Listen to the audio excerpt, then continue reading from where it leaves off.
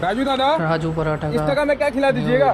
ये 50 में हाँ जी, 4 परोटा, 1-2 सेत्तो डिम, अनलिमिटेड तरकारी, 1 मिठाई। लगा के दिखाइए एक प्लेट।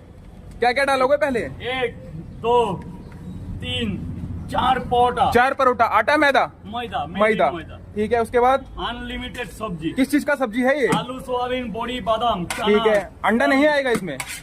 लीजिए 1 एप्पल प्याज, एप्पल प्याज, ठीक है।